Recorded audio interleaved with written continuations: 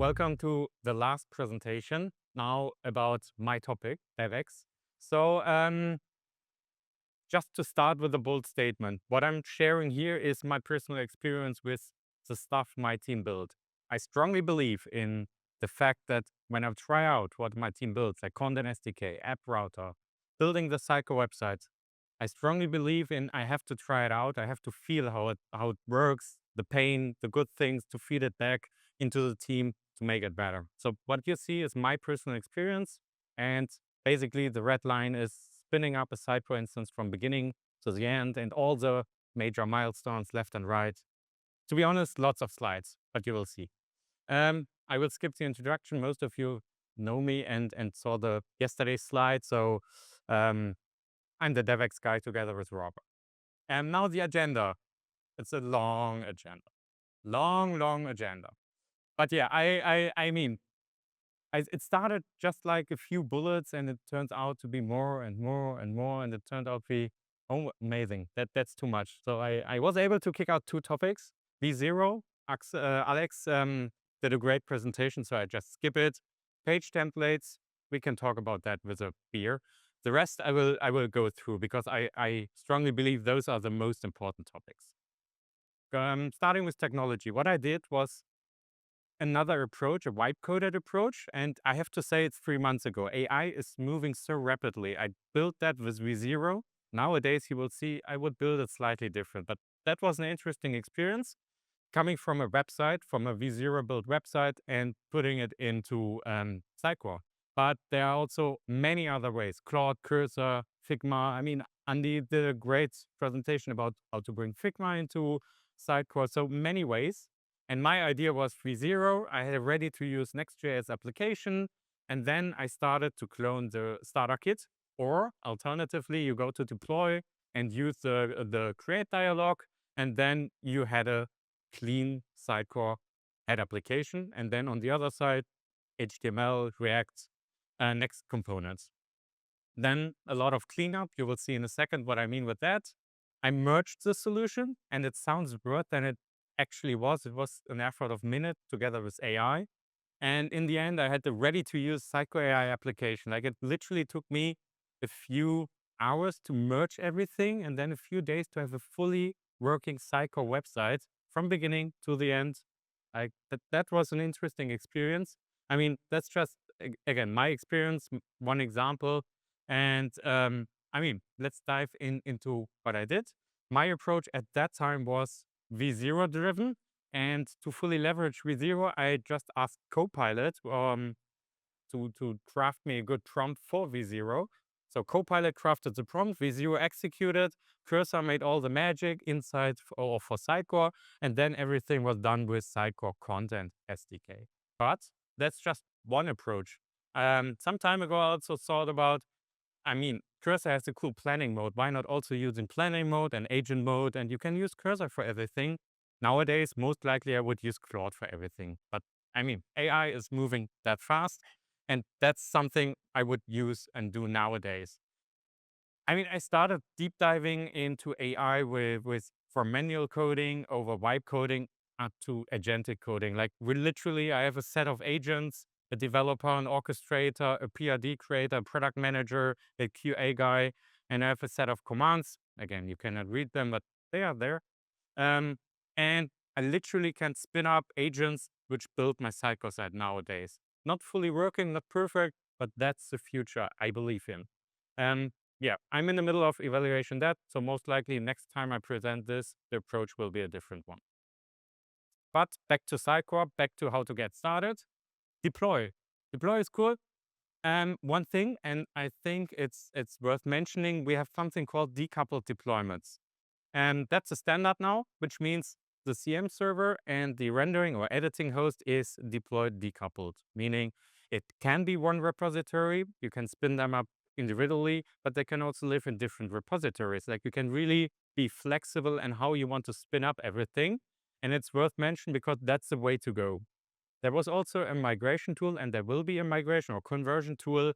So the older legacy models will be automatically converted. And as soon as that is done, and we converted every environment and every project to decoupled one, we will also retire the coupled deployment. That will be the way to go. So familiarize yourself with decoupled deployments. I mean, I used the dialog, and in the end, I had an instance, an environment. It was up and running. One CM server and one editing host, decoupled. Pretty nice. Took me minutes. Then I had my DevEx demo. It was the starter kit, like with our Sync, Alaris, Solterra, like the standard XM Cloud starter. At that point, it is also, again, you will see those experts pretty often because I wanted to also look left and right, like what is important from a DevEx point of view. Context IDs is an important topic, and we have something called scoped context IDs. It is pretty important for you to understand that because that's the way to secure your head applications and your experience edge content. How you build that? I mean, it was released some time ago. You go to portal, admin, context ID, and you get a long list of context IDs, master context ID based on the number of environments. That is an internal environment. It has lots of sites and projects, but for you, it's most likely one or two. Then, why are we doing this? I mean, imagine before that, we had one context ID, and we used it for tracking and for grabbing content from Experience Edge. The problem was tracking was client-side. We didn't want to expose Experience Edge content, but with the client-side tracking, you were able to simply hijack the call, get the context ID, get the content, which is really bad. So we invented the scope context IDs, with which you can simply create a scope context ID with an ID, and you can define the resources, edge, tracking, personalization, you name it. And you can scope it down to those resources. So it gets access to those resources and nothing else. So tracking is client-side. You get this context ID, you can only execute tracking. You have the edge calls for the content, for the personalization, personalized content. Server side, that one should be treated as a security token, like a security context ID. It should be hidden, should never be exposed. And that way, you can simply spin it up. I mean, the resources, and you can spin them up client side and server side. And that's the usual setup, how I set it up here. Client side, the forms, the files, site analytics for CDP and for both of my sites. And server side, it's files and edge. That's it. There are even those boxes which tell you like you want to have a client side, a server side, do this and that. Ultimately, what we also get is two context IDs, paste them in the right context ID environment variables. Don't fool around with that.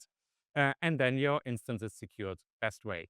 Now, housekeeping. I told you I'm using the starter. That's our recommendation. But we are pretty much aware that starter is not the best in the best shape to start a production environment because it has all the demo sites. We are working on cleaning it up so that you get the real empty starter kit, starter application. But for now, there is Sync, Alaris, Solterra baked in. So what you have to do, and that's literally an effort of 30 seconds, kick out all these items because they belong to the demo sites. Kick out the SPE scripts, like you don't need them.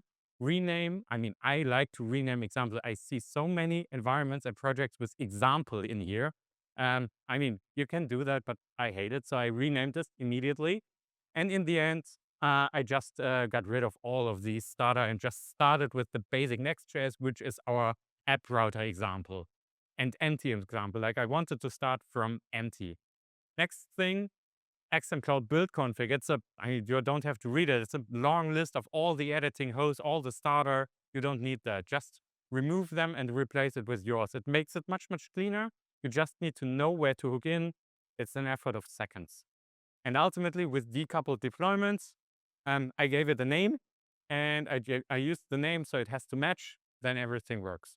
Like there's also a little bit of potential to mess up with the namings, but just be aware of the name of the editing host has to match with the name in the XM Cloud build config, and then you're good to go. Serialization, just a high-level one. Developers.sitecore.com has a good example template for serialization. Just take it. What I did, I copied it in here, and I started copy and pasting my collection, my site, that all the identifier or all the placeholders. I just replaced them with my real values because that one is the best practice examples. What has to be serialized from the sites, from the collections. I follow that. It's perfect. I mean, you can modify it, fine, but you can also follow it. Standard, it's great. Once you did the changes, you can connect with .NET Sitecore Cloud CLI and etc., etc. Like you can execute the serialization, you pull everything, and then you're done. The setup is done. Um, Next step, prepare the backend. So the backend as of now is empty, and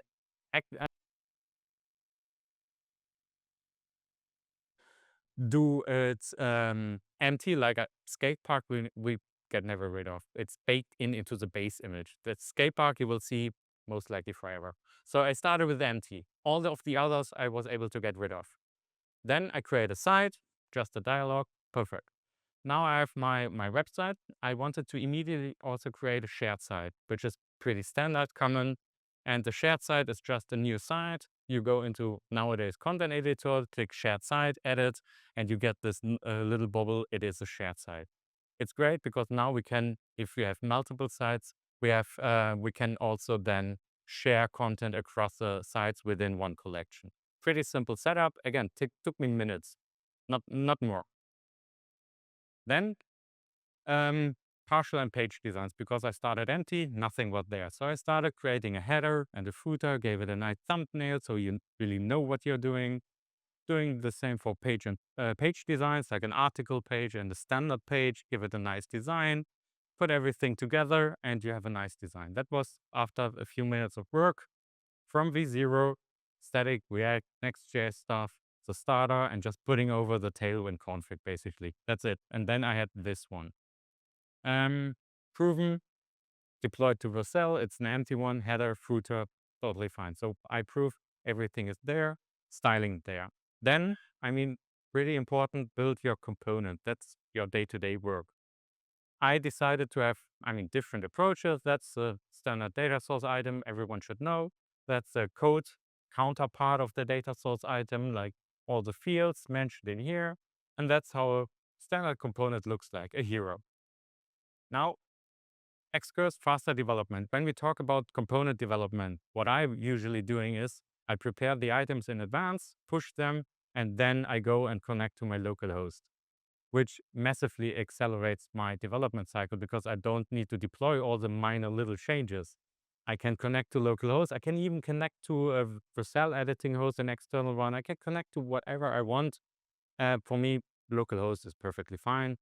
I see on my local machine all the log entries. I can even see all these little issues I have to take care on because I'm running in development mode, like all the hydration errors and everything. So I'm pretty much aware. And just to be honest, when we released it, initial version, there was like 10, 15 hydration errors. And I immediately sat down, said, okay, that's too much, team. What can we do? 10, 15 hydration errors. And we discussed it and then brought it down to one. We're still working on the one, but yeah, that's progress. That's how it should work. Next one, complex components. We saw now a simple component, a hero banner, one-to-one mapping, data source to model. But what about something like list-based components? Linked lists and all these parent-children relationships. Pretty simple. Your component has to inherit from some special field or templates to get this magic. It is the right-hand side of pages, all these manage item stuff. So you can manage your items, you can drag and drop, create new ones. Pretty cool. And in the code, it is pretty simple. And yes, I'm using integrated GraphQL for the sake of inline editing. It depends on what you need to do. Like you can also use content resolver, the standard one, no custom one, please. Or you can use component level data fetching, but keep in mind, component level data fetching doesn't allow you to do inline editing. So linked list is fine, but my component, you see, it's more complex. It has logo, description, name, and especially the logo. To manage the logo, if I don't have inline editing, it's pretty complicated. I decided to stick to integrated GraphQL. And then again, it's pretty simple. You put in the query, you have the model on the other side, and then you're good to go. Next one, container. I call it container components. It's just like a media text module where you have title, text, and the container for something else. You typically an image, YouTube video, or hosted video. Doesn't matter. What you need to do for that one is also pretty simple. You get out of the box and you just need to know these dynamic keys, like that there's a logic to get the dynamic key. I called this media text. And then I have this new app placeholder that should be used across your website. I mean, in my case, I just copied and pasted from the header, content, and footer and slightly modified it, and it did its trick. Like, I mean, I was able to add an image, I was able to add a video, like that was my DevEx page with highlighting a little bit of fun stuff. But I mean, I have rendering variants already, but also videos, images, pretty simple. You manage, you click, you add another component. Both are totally inline editable. You have the right-hand side. What else do you want? Now, special views. Special views, I mean, with special views, edit and live view.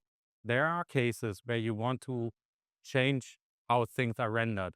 Best example is a slider. That was a brand slider. And I mean, I initially I tried it. It's impossible to manage a brand slider, which is constantly sliding in inline editing. So I decided, okay, the slider is fine, but in edit mode, I want to have a grid. Pretty simple. Yes, it's not fully WYSIWYG anymore, but it makes things much, much easier. And what you have to do is simply go to page.mode.isEditing, just switch the rendering mode. And that can be done on client or server component. It doesn't matter, both are supported. The variance. The variance is important because we fundamentally added how you can manage variance. Before that, you had to have all the variants in one file. Specifically for Design Studio and their variant creation process, we allow now also to have them on the same level. Like you have the hero folder, and under hero folder we have hero banner, and there's hero banner dot minimal, hero banner dot icon, and that's a notation. That's a component name dot and the variant name. And then you get something like that. You can completely isolate those variants. You can mix them. Totally up to you. The first one has to be called default. Please do that. The second one can be called then minimal or iconed or branded. And then I have those variants in the Sitecore folder, like I create default branded icon minimal. When I do that, I get them on the right-hand side, and I get them and I can choose them, and I can say that's a full banner, that's a small banner. I mean, I just took over what I got from V0 and tried to make it happen in Sitecore. So I got those variants, and I thought, I mean, V0 said that these are two components. I was like, no, I make them one and two variants. So that's the result. Now, common errors. That's my favorite topic because yes, I also ran into few, and I want to share them. Did anyone already have this one? It says cannot destruct property title of item as it is undefined. It's like you build a component and it says your field is not there.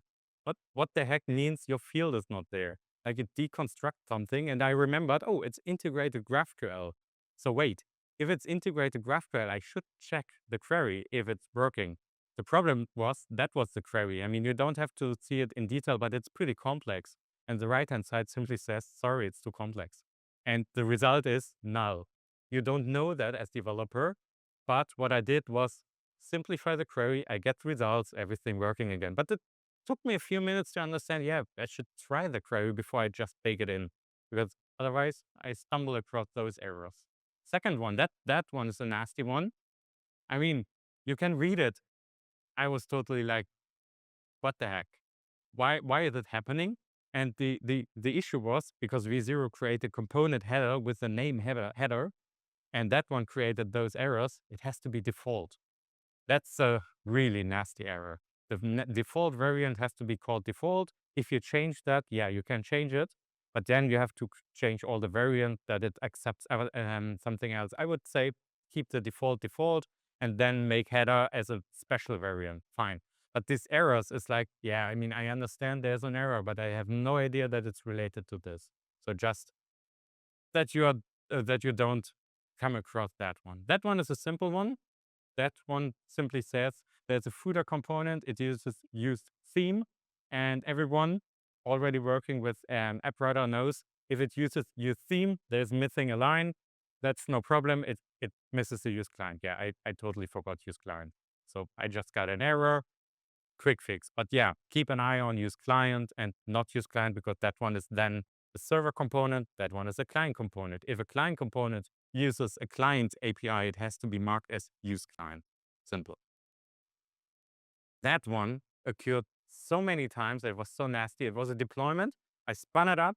I deployed everything. Everything says, yeah, fine. I open the page 404. Every log says, yeah, I'm done. It's great. Everything is working. No idea.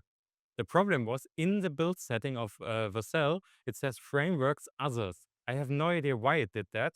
The others just had a different build command output directory. I mean, the build worked, but it was not a Next.js build anymore. I had to explicitly say Next.js. Rebuild, it worked. That took hours, literally hours.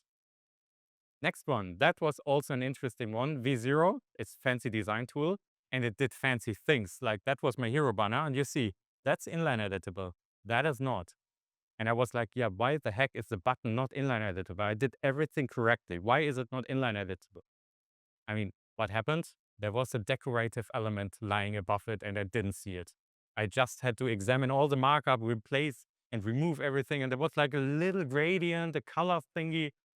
I was like, yeah, fuck. No, I don't do that. Just hide it. In edit mode, hide this decorative element, it works again. But that one, really a nasty one, because the generated code, you didn't, I mean, I didn't write the code. I didn't know that there was a decorative element lying above it. So that one was a little bit nasty. Then one for the content authors. You usually, when you create a rendering, you create the data source location and the data source template so that in the dialog, they get only what they are allowed to do. But even if you set it up correctly, they might get the whole content tree, which is bad. They should never see that.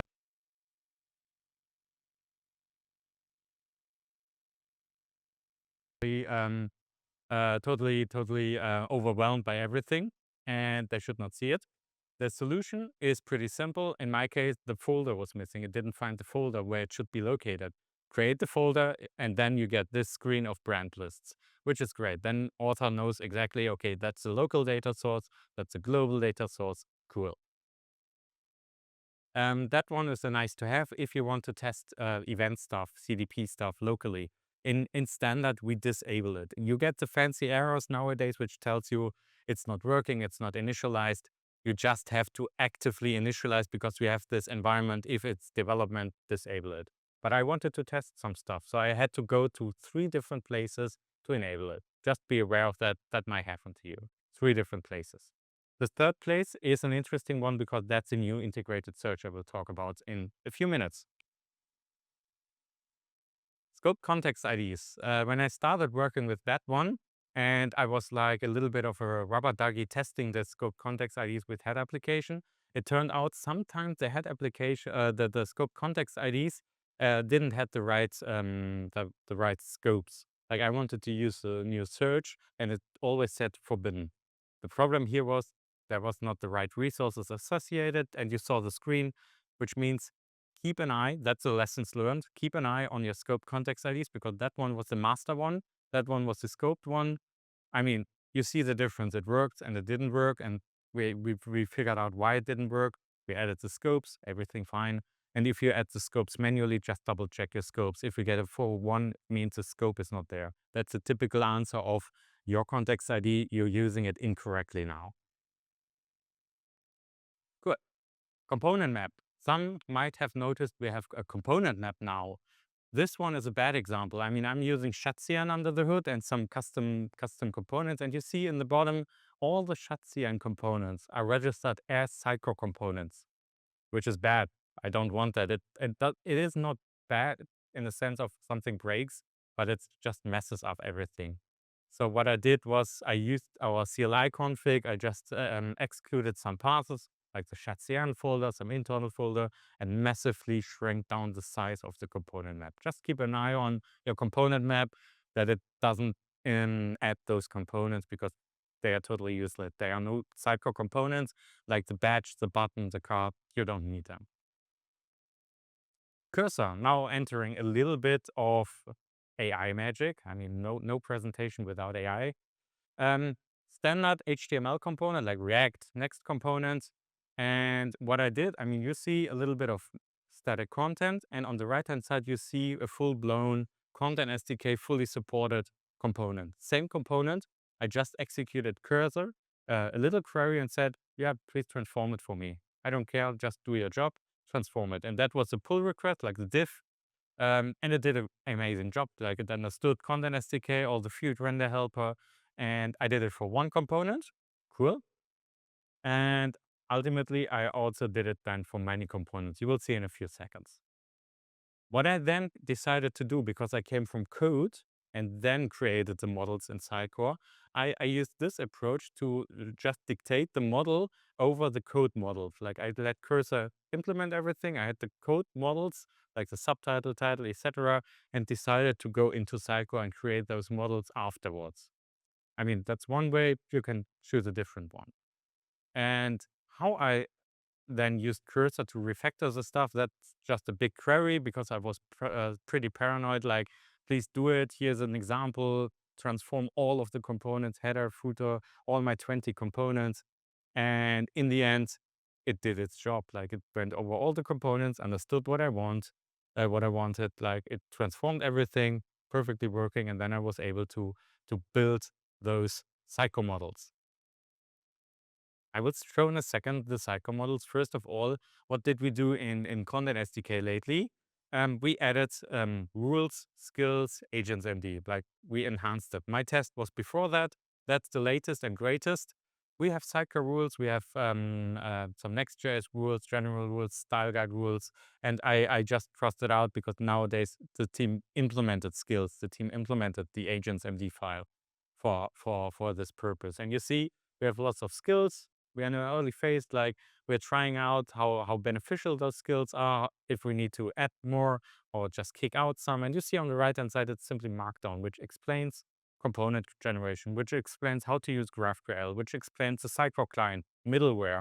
Pretty simple stuff.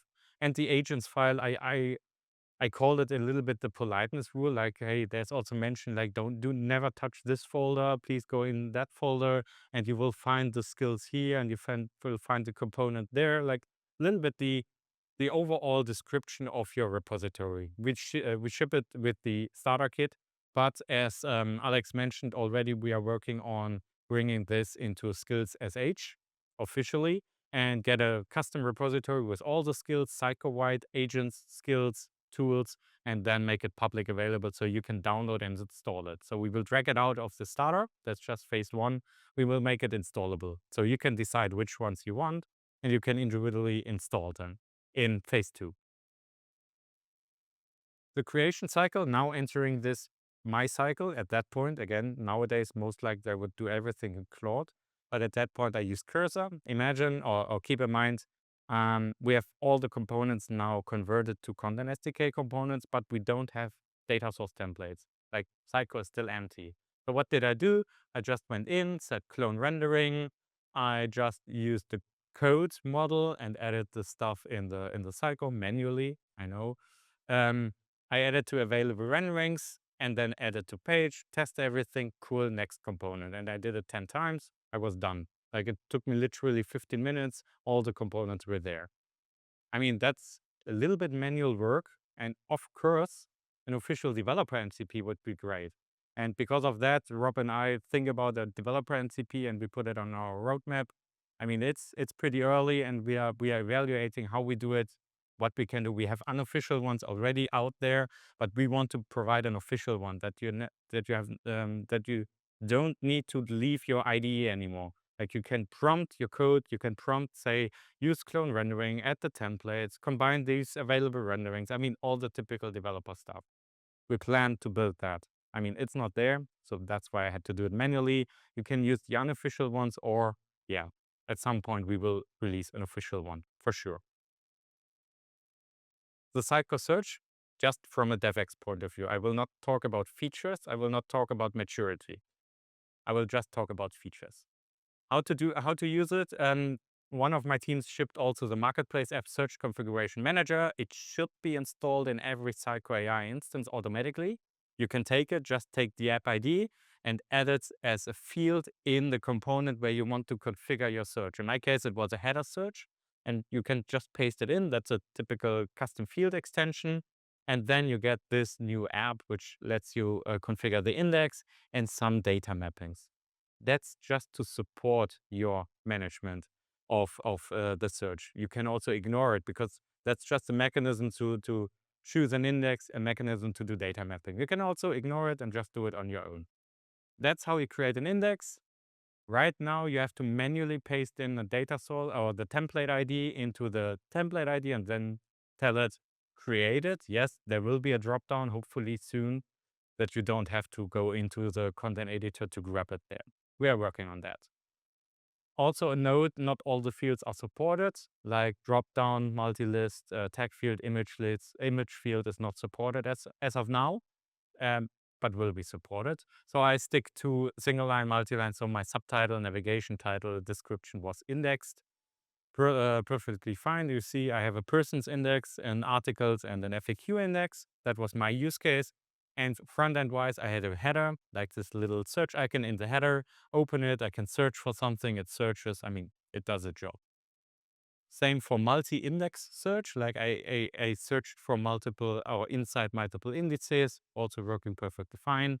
And the magic is we shipping with a new search package, pretty fundamental functionality like use search. And you can use it like you give it the index, number, size, pretty simple example. Not yet available is faceting or filtering. That will also come soon. And we will add it also in the Content SDK as soon as it's supported. Events are supported, but right now you have to build it on your own. We ship it with an example. As soon as it's done and it's aligned, perfectly aligned, we will also bake it into our Content SDK. Because as you know, Content SDK now has also events, analytics, and personalization. Like we absorb the Cloud SDK into Content SDK. So that will also land in the Content SDK. One slide. I plan to make more on Marketplace apps, but I decided I will make it smaller. Yesterday, you also already saw the chat integration one. It's open source. Just scan the QR code, take the codes, do whatever you want with it. It's an interesting thing, a marketer tool. The second one was based on a requirement I got to rebuild an existing site. It had this image hotspot thingy, and I decided, okay, that's also a cool marketplace app. Why not building a custom field extension which lets you choose an image, hotspots, and then you save it, and on the real component, all the hotspots pop up with little tooltips. It's like, I mean, for like location maps, it's pretty interesting. Again, open source, it will never make it to the marketplace. Just take it, do whatever you want. Was just a nice experience to build it because both of the apps are totally white coded. The first one took me a week, the second one 2 hours, literally. Marketer MCP. We are close to the end. That's good. A lot of slides, but we are close to the end. Marketer MCP is cool. We talked about that yesterday already in the closing session. But what can we do on developer experience side with Marketer MCP? I used it simply to create content in my instance from a IDE. Like I told it, here's a website, there are FAQ items already managed. Like this, the source of FAQ items, which is great. Take them. I told literally I want to paste them in this folder with that template ID. And it discovered, oh yeah, you have this FAQ item, but you also have some categories like about, project, and some more. And it understood there are categories. It understood you have to categorize all these items and put them in the right location. So I just told it, here are FAQ items, do something with it. Literally a minute later, I had all the FAQ items. That's pretty nice. I mean, it's a marketer tool. A marketer can go in and just add content this way. But also for me, for a developer, creating an instance, adding it with demo content, dummy content, or in my case, real content, was pretty simple and pretty intuitive. Because, I mean, I just told it do it, and it even did more. Like it categorized correctly and added correctly, which is cool. Then I called it the fun of major upgrades because the last one was this 1.5.1 to 2.0, the major upgrade. And as you know, we are following semantic versioning, which means patch and minor upgrades or updates are non-breaking. You can just update the version. If there's something new, we have a guide which explains that's what you need to do to get the new feature, but old feature will never break. Major upgrades, yeah, you have to do something. I mean, the nasty thing in Next.js, Next 16, that it's simply renamed middleware to proxy, breaking change. So, I mean, they did more great stuff, but that one was like, okay, fine, we can rename it. It's cool. But what I did was I wanted to try out, and some of you also tried it out. I know that. They work with AI again. Cursor, Claude, they simply let AI do it. That was my prompt. I just told it, use the docs MCP, find the right article, and do your shit, basically. And it did it 15 minutes later. It's like really 15 minutes later, it renamed everything correctly, updated all the versions, absorbed the cloud into Content SDK, did all the changes, understood what I want to do, even did more because I had some customizations. And it told me, oh yeah, I refactored your customizations. Oh, you have some OSR experiments. I just added there because now it's next 16. It's great. We can now replace your pattern. And I was like, yeah, cool. Sounds good. Let's do it. So 15 minutes later, in 5 minutes more, it was like fully cached components, PPR ready. Like that's the future of major upgrades. Like, I mean, next JSS to Content SDK is a little bit more complicated, but I also heard some good responses and example of also AI supported upgrade processes from JSS to Content SDK. And all of you are aware of the end of life of JSS, which is closing, which is coming sooner in a few months. So do the upgrades. Maybe AI supported. We support you with documentation. We will release, and we should have released a documentation about JSS 22.0 directly to Content SDK, which should make it even easier for AI to consume it, to just execute. So it doesn't have to read 10, 15, 20 individual upgrade guides. Like we try to support you as best as possible to do the upgrades, and it works. I got a lot of examples where it really was great. Mine as well. Cool. Last slide. And that one is OSR. It's like a little baby. I just heard from Ivan about publishing, and sorry for the name, publishing V2. You all know V1 and V2. Please, now we make it clear it is snapshot publishing versus Edge runtime publishing, 1 versus 2. And you all know about the fact that in Edge runtime publishing, we lose the dependencies. Like if you publish a banner, it publishes the banner, you get the webhook, banner updated. The problem is, how do you know which page you have to revalidate?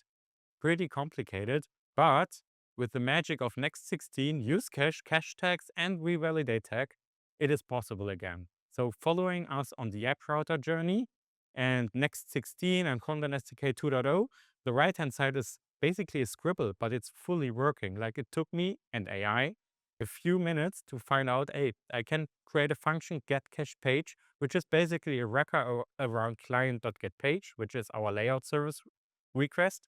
And we have use cache. And in this version, it was still Next 15. It was this unstable experimental cache tag. Also worked perfectly fine. In Next 16, replace unstable or experimental with the real one, and it works. What you do is simply get the layout response and cache it. And the magic in here is there's one line of code which extracts from the layout response all the used components. Like the page consists of many components, like data sources. Just extract them and make a long list of cache tags. So Next.js keeps track on all the dependencies now for us automatically. We don't have to do anything. Once we publish a new thing like a banner, we get the banner, we get the data source ID, and we simply say revalidate tag. And Next.js understands, oh yeah, there's an ID, and now I revalidate all the pages which are cached with that ID, which is basically all the pages and maybe more. That's the magic we need, and it's fully working. It's pretty cool. It's Next 16. So in Next 15, there was like this dirty workaround of having the double fetch method. I don't know if you know about that, but that was I call it a dirty hack, but it worked perfectly fine. You fetched once, get the layout response, get the tags, you fetch again, and on that second fetch, you add those tags. And Next.js was smart enough to merge it together and understand, yeah, that's the same fetch. Cool. I cache it with those tags. Fine. But from a developer experience point of view, it was like a little bit weird. That one is the ultimate solution.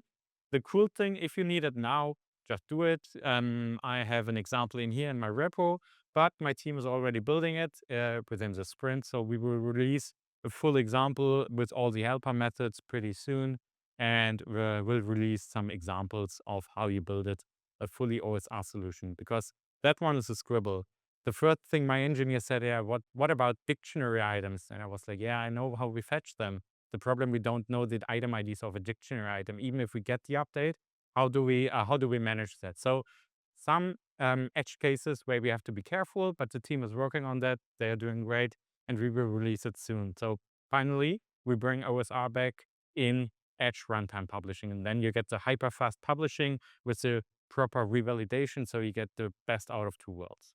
And with that said, I think we have done 97 slides in 45 minutes. Amazing.